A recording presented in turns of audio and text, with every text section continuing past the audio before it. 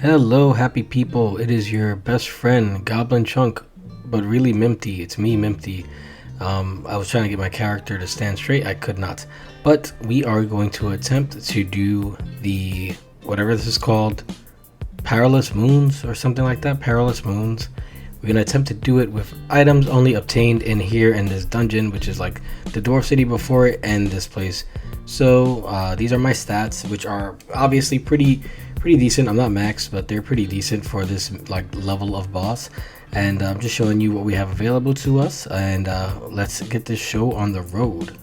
So a little bit of context for you people at home. We are allowing the city before this just so that we can get some armor and whatever's in the dungeon. Obviously the dungeon is meant to be self-sufficient, so we do get potions and stuff like that. There's also a steel spear spawn here that I will utilize and sell. I am not allowing the bank, but I will allow the bankers to unnote things, which only comes up for like a quality of life for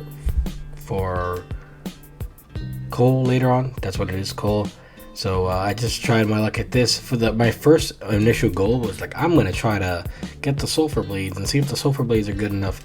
I eventually changed my mind, and you'll see what I went with instead.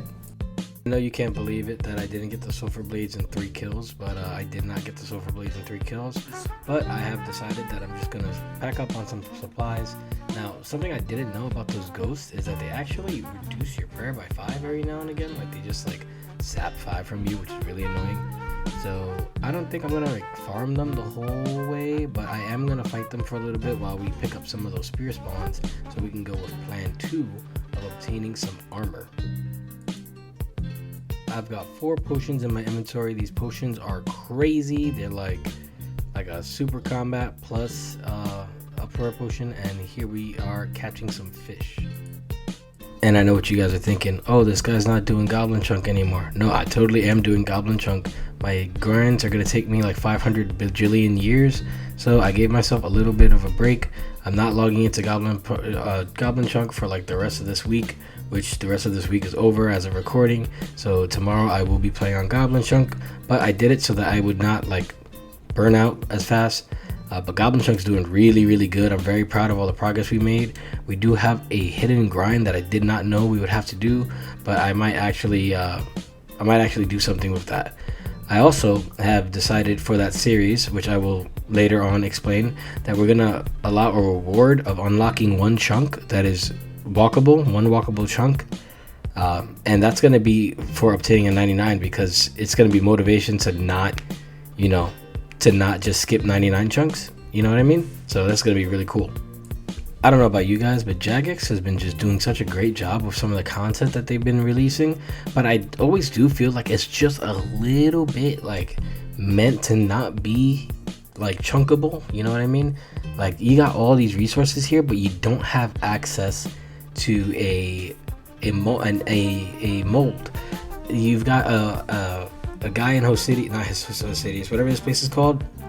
You got a guy in Valamore, real estate agent, but no saw. Like, come on, just make it chunkable. Make it chunkable. Give us a tool belt. I'm tired of this. I want a tool belt. I got the MILF. Wow, I got the myth from the mine on the right, and we're making some myth bars.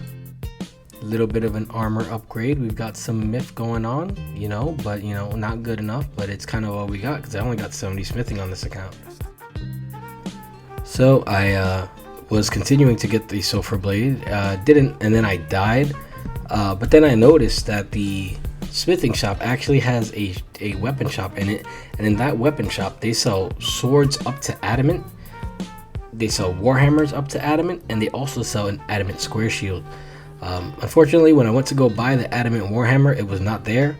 But my new plan was to sell all of my items, not all my items, but the ones I'm not going to use, and get myself as close to a good setup as I can, which ended up being the mithril plate body, the adamant square shield, the adamant sword, and the mithril legs and helmet. And that's what we used to kill the perilous moons.